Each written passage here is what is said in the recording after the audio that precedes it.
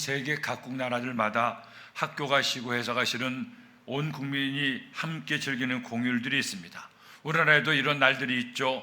얼마 전에 있었던 설날부터 추석에 3.1절에 8.15 광복절, 어린이날, 올해부터는 지연절도 공휴일로 쉰다고 합니다. 사람들은 이런 휴일이 되면 가족들과 함께 즐거운 한때를 보내기도 합니다. 그런데 유럽의 공휴일은 대부분이 비슷합니다. 독일이나 프랑스나 스위스나 마찬가지예요. 나라가 다른데 공휴일은 거의 같습니다. 여러분 왜 그런지 아십니까? 이들 나라의 공휴일은 대부분 기독교 명절이기 때문이죠. 부활절에 공휴일로 나라가 쉽니다. 오순절이 쉽니다. 예수님 승천한 날도 쉬고 성인들의 날이고 또 휴일이고 크리스마스라 쉬기도 해요. 대단하지 않습니까?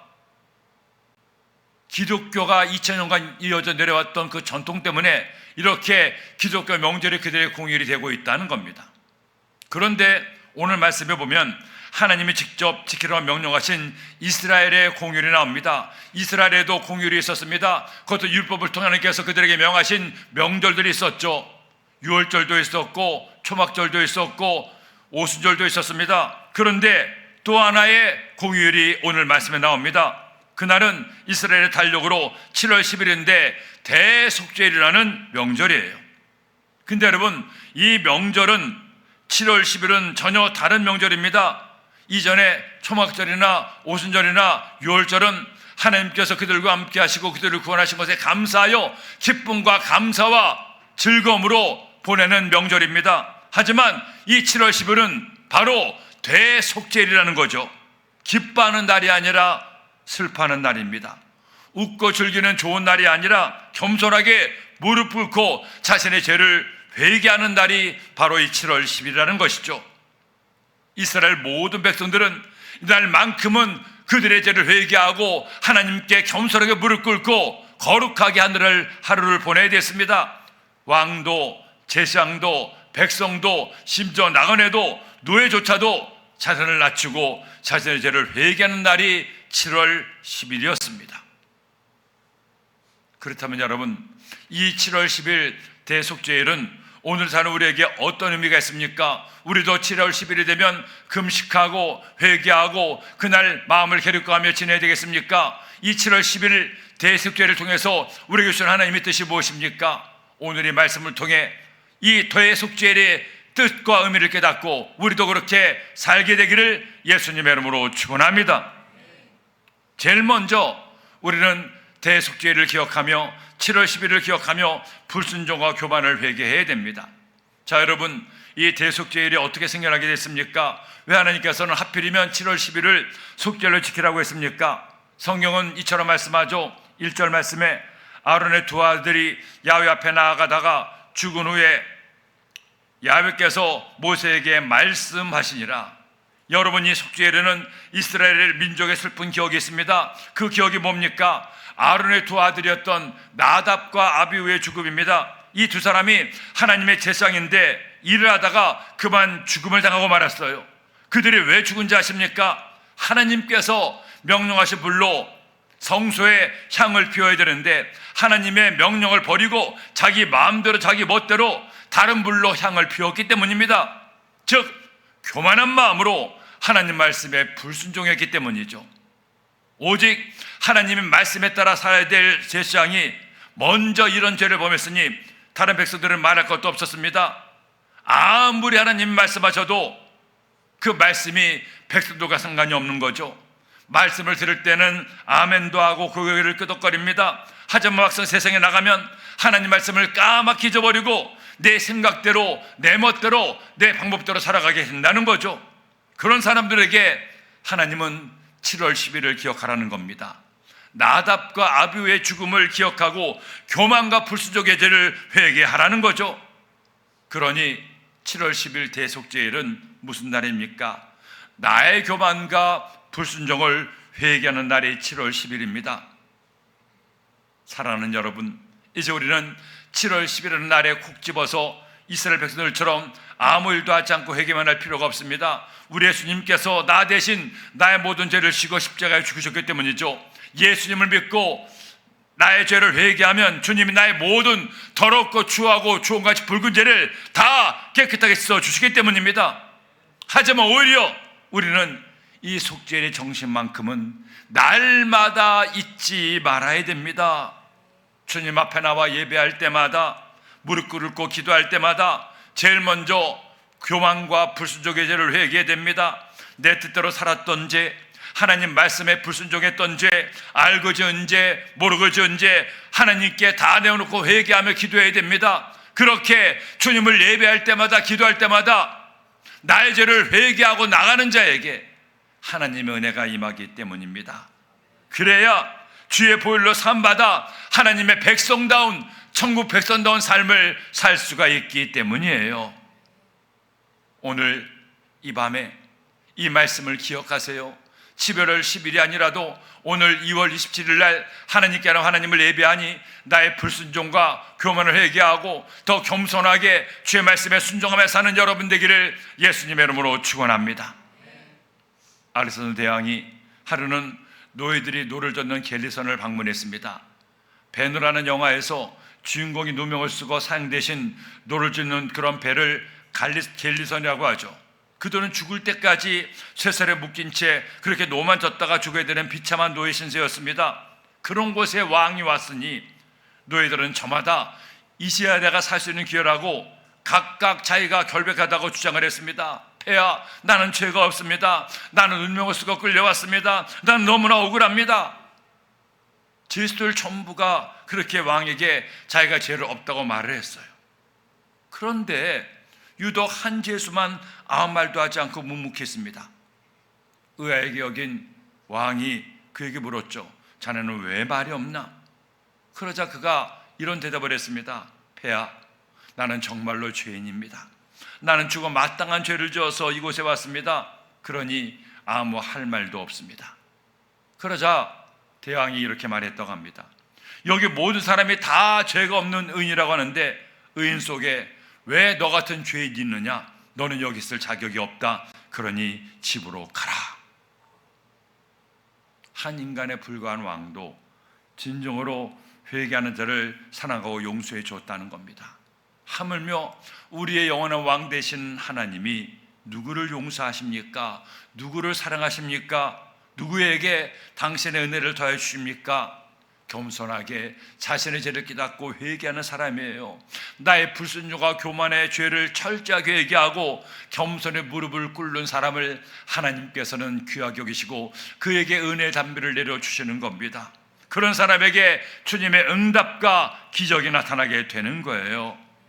다윗이 자신에게 충성스러운 장군이었던 우리아의 아내와 동침하고 심지어 우리아를 죽음으로 내몰았습니다. 그런 그가 자신의 죄를 깨달았을 때 그는 어떻게 합니까? 자신의 죄를 변명합니까? 남의 탓으로 돌립니까? 아닙니다. 그는 철저하게 자신의 죄를 회개하고 통곡하며 하나님께 용서를 구했습니다.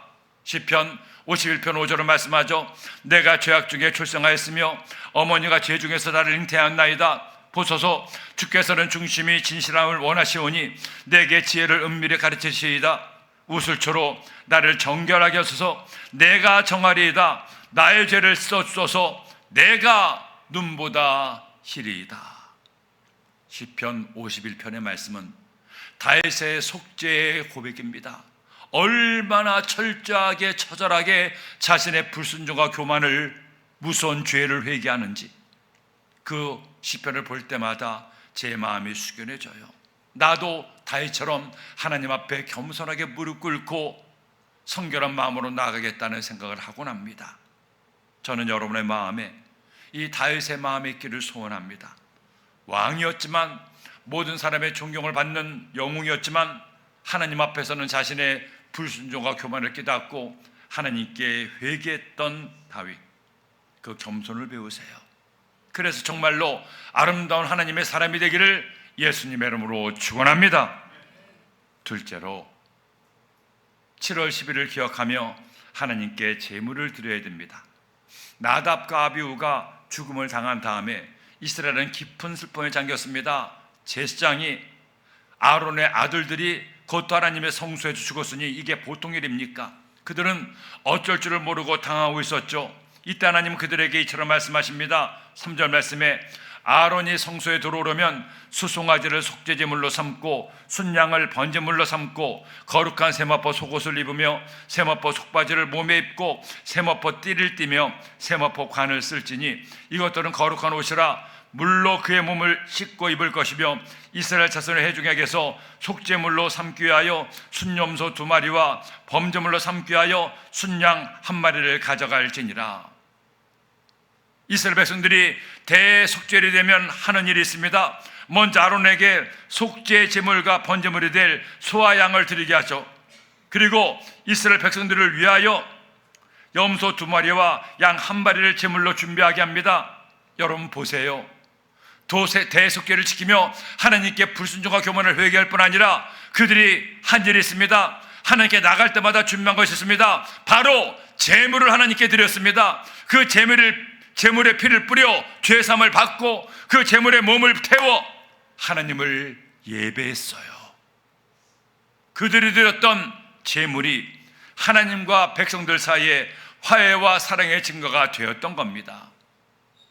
여러분, 이 말씀에는 대단히 중요한 영적인 의미가 있습니다. 이제 우리는 짐승을 제물로 잡을 필요가 없죠. 소든 양이든 염소든 비둘기든 그 짐승을 잡아 피를 뿌리고 몸을 불에 태우지 않아도 됩니다.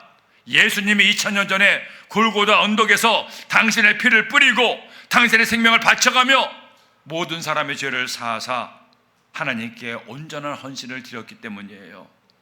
이제는 나를 죄를 위해서 어떤 피를 뿌릴 필요도 없습니다. 어떤 희생제물도 태울 필요가 없다는 겁니다. 예수님 한 분만으로 완벽하게 온전하게 모든 속죄를 완성하셨기 때문이죠. 그런데 여기 그럼에도 불구하고 우리가 드릴 제물이 있습니다. 짐승을 드릴 필요가 없지만 그의 피를 뿌리는 필요는 없지만 예수님을 내 구주로 믿어 하나님의 자녀가 된 우리가 드릴 제물은 바로 이것입니다.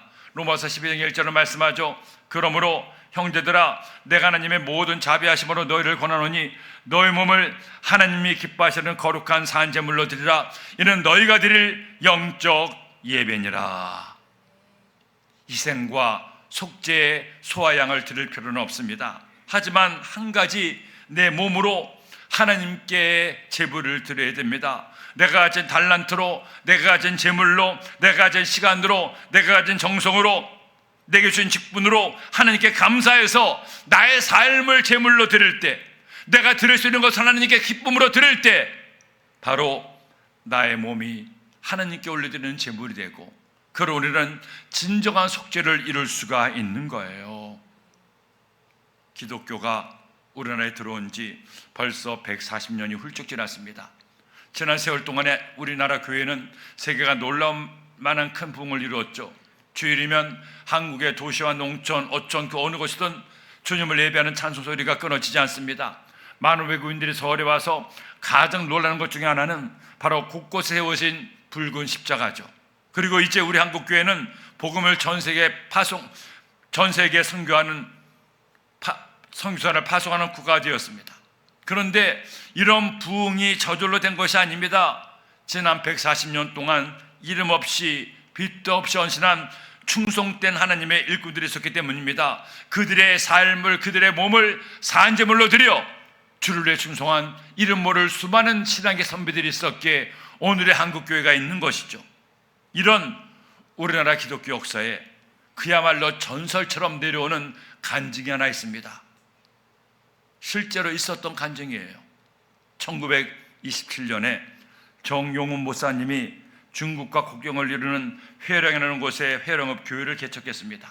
당시 그것은 일본이 한국 사람들을 강제로 이사를 시킨 곳이라서 사람들은 하루를 어렵게 살아가고 있었죠. 하지만 교회는 목사님과 성도님들의 노력과 기도와 전도로 헌신으로 날로 성장했습니다. 그러던 중에 그 교회가 너무나 비좁아서 성전을 건축하기로 결정을 했는데 예산이 성도들이 직접 손으로 짓는다고 해도 그 당시 돈으로 약 70만 원이 들게 됐습니다. 70만 원이라는 돈은 당시로서는 굉장히 많은 돈이었죠. 하지만 열심히 성도님들이 하나님께 헌금을 드린 결과 40만 원이 모였습니다. 하지만 아직까지도 30만 원이 부족했어요. 그런데 그 교회 박충길 집사라는 분이 기도하던 중에 은혜를 받았습니다.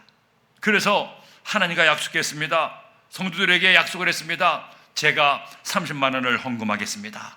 그러자 성도들이 다 깜짝 놀랐어요. 아니, 그냥 헛말이라고 믿지도 않았습니다. 왜냐하면 그 집사님은 30만 원은커녕 아무것도 없는 가난한 사람인데다 산에서 나무를 해다 파는 나무꾼이었고 그 돈으로 6명의 가족을 겨우겨우 먹여 살리는 사람이었기 때문입니다. 하지만 그때부터 이 집사님은 자신이 약속한 것을 지키기 위해서 하나님께 기도했습니다. 하나님, 제가 할 수 있는 방법은 없습니다. 하지만 하나님께서 제 마음에 손을 주어서 30만 원 건축 헌금을 하기로 했는데 저는 가진 것이 없는 거 주님이 하시지 않습니까? 그러나 주님께서 주실 줄로 믿습니다.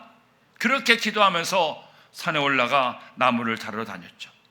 그런데 하루는 울창한 숲을 지나고 가는데 큰 소나무 밑에 커다란 호랑이 한 마리가 낮잠을 자고 있는 거예요. 호랑이가 호미백살에서 너무 놀라서 도망치려고 하는데 순간 이 집사님에게 감동이 왔습니다. 하나님, 저 호랑이를 잡게 하여 주옵소서. 호랑이를 잡아서 건축원금 3만 원, 10만 원을 할 수 있게 하여 주옵소서. 그렇게 기도하는데 갑자기 용기가 생기는 겁니다. 저 호랑이가 덩치는 커지만 지금 자고 있잖아. 이때를 노리면 돼. 그리고는 조심스럽게 낮잠 자는 호랑이에게 가서는 나무를 찍던 도끼를 들어서 주여 소리를 치면서 호랑이 허리를 힘건 내리쳤어요. 호랑이는 잠자다가 기도로 저 세상으로 갔습니다. 여러분, 믿겨집니까? 기독교 역사에 나오는 얘기입니다. 이 집사님이 호랑이를 팔아서 약속한 건축원금 30만 원을 감사함으로 드렸다는 겁니다. 그 교회는 호랑이를 잡아 세운 회령읍교회로 유명해졌다는 거예요. 여러분, 말은 쉽죠. 이게 될성 싶은 일입니까? 아무리 호랑이가 낮잠을 자고 있었다고 하지만 호랑이 아닙니까? 그 집사님은 자칫 잘못하면 호랑이에게 물어 죽을 결심을 하고 간 거예요. 사랑하는 주님을 위해서 자신의 생명을 건 거죠. 그 헌신을 하나님께서 받으시고 놀랍게도 나무꾼이 호랑이를 도끼로 잡게 했던 겁니다. 그렇다고 해서 여러분, 호랑이 잡으러 어디 가지 마세요. 그런 일은 그분 한 분만으로 충분합니다. 하지만 하나님을 사랑한다면 말로만 사랑하지 마세요. 아무리 작은 것이라도 내가 드릴 수 있는 것으로 최선을 다해 하나님께 드려 내 몸이 산제물이 될 때 우리는 진정한 회개를 이룰 수가 있고 진정한 주님의 기뻐하시는 주님의 제물이 될 수가 있습니다. 예수님께서 나를 사랑하사 당신의 생명을 주셨던 것처럼 우리도 주님 사랑하여 나를 주님께 드리는 삶을 사는 것이야말로 진정한 성도의 믿음의 자세가 아니겠습니까? 우리 그렇게 살아봅시다. 호랑이를 때려잡으라는 얘기는 아니고 그런 마음으로 그 기세를 가지고 주님께 나를 드려 헌신하는 주의 자녀가 되기를 예수님의 이름으로 축원합니다. 셋째로, 나의 아사세를 보내야 됩니다. 여러분, 저는 여러분이 하나님 말씀인 성경을 더 많이 더 깊이 보기를 원합니다. 더 많은 예배를 드리며 설교 말씀을 더 많이 집중해서 듣기를 소원합니다. 왜냐하면 이 성경이야말로 우리를 승리로 인도하는 등불이기 때문이죠. 여러분, 이렇게 말씀을 들을 때마다 듣는 것으로 끝내지 않고 말씀을 아멘으로 믿고 받아 말씀대로 살면 우리는 반드시 승리하게 되어 있는 겁니다. 그런데 하나님 오늘 말씀을 통해 또 하나 귀한 진리의 말씀을 가르치고 있죠.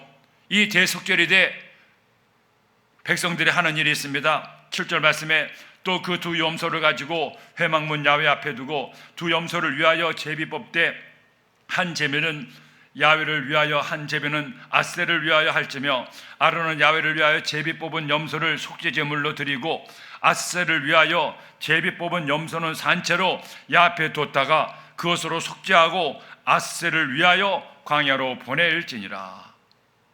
여기 대속죄를 쓸 두 마리 염소를 준비합니다. 그 중에 한 제물을 하나님께 불에 태워 속죄제물로 드립니다. 근데 한 마리는 살려두는 거예요. 왜 이 한 마리 염소를 살려둡니까? 그 이유를 이처럼 말씀하죠. 20절에 그 지성소와 회막과 제단을 위하여 속죄하기를 마친 후에 살아있는 염소를 들이되 아론은 그의 두 손으로 살아있는 염소의 머리에 안수하여 이스라엘 자손의 모든 불의와 그 범한 모든 죄를 아뢰고 그 죄를 염소의 머리에 두어 미리 정한 사람에게 맡겨 광야로 보낼지니. 7월 10일 대속죄일이 되면 두 마리의 수염소를 이스라엘 백성을 위한 제물로 준비하죠. 한 마리는 죽여서 원래 속죄 제물을 드리는 것처럼 피를 단에 바르고 단주에 뿌립니다. 하지만 한 마리는 죽이질 않습니다. 대제사장이 염소의 머리에 안수하며 이스라엘 백성의 모든 죄를 염소에게 전가하는 거예요. 그러면 염소는 이스라엘 백성의 모든 죄를 지고 광야에 버려지는 겁니다. 결국 염소는 아무것도 없는 광야에서 먹지도 못하고 마시지도 못하고 홀로 외롭게 이스라엘 백성들을 대신해서 죽게 되죠. 이 염소를 이스라엘 백성의 모든 죄를 대신 짊어진 아사셀이라고 부르는 거예요. 그렇다면 여러분, 우리의 아사셀은 누굽니까? 나의 모든 죄를 대신 짊어지고 광야에 버려진 그분이 누굽니까? 누가 나 때문에 이처럼 버려지고 누가 나 때문에 고통을 당합니까? 누가 나 때문에 굶주리고 누가 나 때문에 목이 말랐습니까? 바로 나의 주 예수 그리스도입니다. 그러면 여러분 잊지 마세요. 우리가 예수님 믿는 한 절대로 잊어서는 안 될 것이 있습니다. 우리 예수님께서 나의 예수님이 나의 모든 죄를 허물을 대신 담당하신 나의 아스셀이 되었다는 사실입니다. 이것을 깨닫고 그 주님을 사랑하며 사는 것, 이것이 우리가 해야 될 가장 소중한 일이 되는 것이죠. 1894년에 캐나다 선교사 맥켄지는 당시만 해도 대부분의 캐나다 사람이 그런 나라가 있는지 알지도 못하는 동방의 작은 나라 조선의 선교사로 떠나게 됐습니다. 그는 한국으로 오는 배를 타기 위해서 기차를 타고 태평양 연안 지역으로 여행을 하게 됐습니다. 한 번은 주일이 돼서 자정 무렵에 여행을 중단하고 작은 마을에 내리게 됐죠. 그리고 역장이 알려주는 대로 마을에 단 하나밖에 없는 여관을 찾아갔습니다. 헌데 그가 찾아간 여관에는 술집도 함께 하고 있었는데 사람들이 술을 마시고 노름을 하고 있었어요. 그 시끄러운 와중에 겨우 잠을 자고 주일날 아침에 내려왔는데 홀은 아직도 술과 노름으로 정신이 없는 겁니다. 한쪽에는 술에 취한 사람이 코를 골고 자고 있었죠. 다른 한쪽에서는 계속 술에 취해 정신을 못 차리고 주정을 합니다.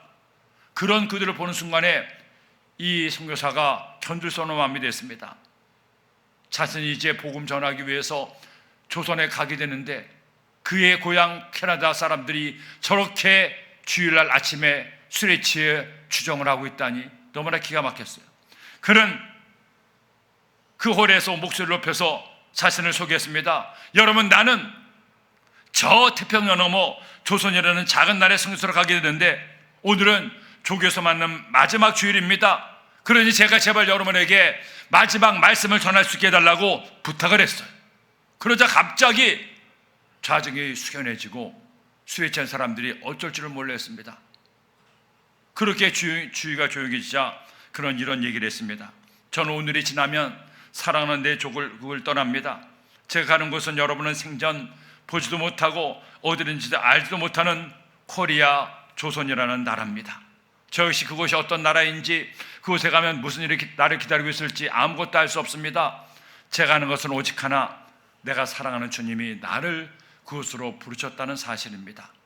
저는 주님을 사랑하기에 그분의 말씀에 순종할 수밖에 없어 이렇게 길을 떠납니다.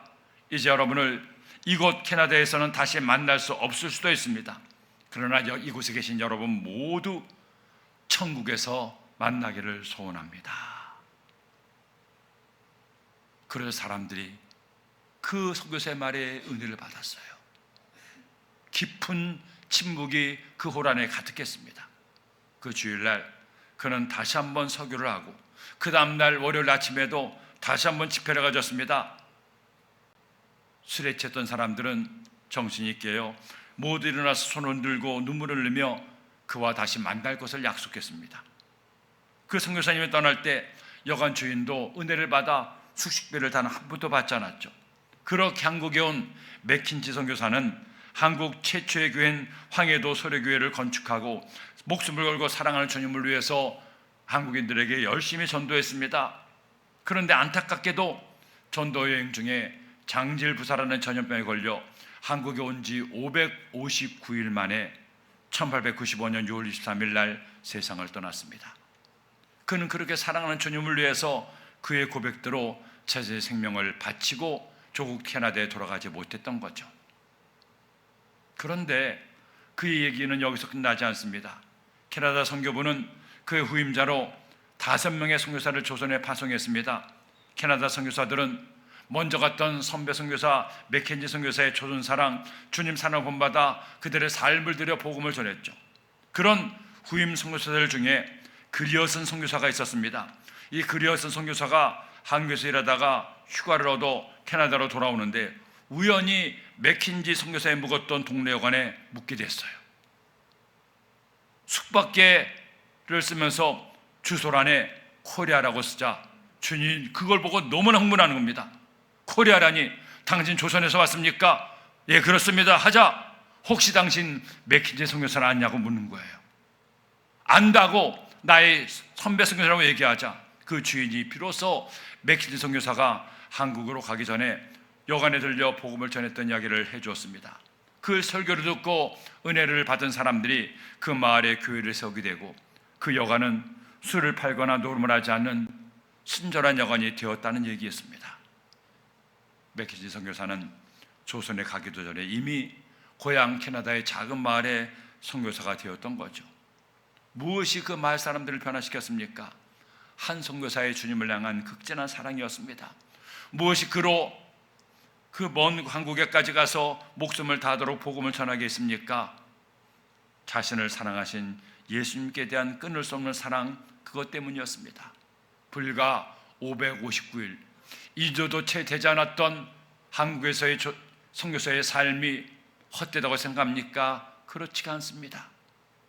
그의 그 헌신을 통해 더 많은 선교사들이 한국에 파송되었고 마침내 오늘날 한국은 세계에서 으뜸가는 선교의 강국으로 변하여 전 세계 만방의 복음을 전하고 있는 겁니다. 사랑하는 여러분, 예수님께서 왜 십자가 못 박혔습니까? 왜 주님께서 창에 옆구리를 찔렸습니까? 왜 예수님께서 머리에 가시관을 쓰시고 얼굴과 온몸에 그 피를 철철 흘렸습니까?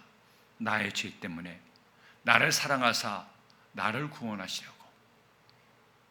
대속죄일에 아세사를 보냈던 이스라엘 백성들의 그 순종과 겸손을 본받읍시다.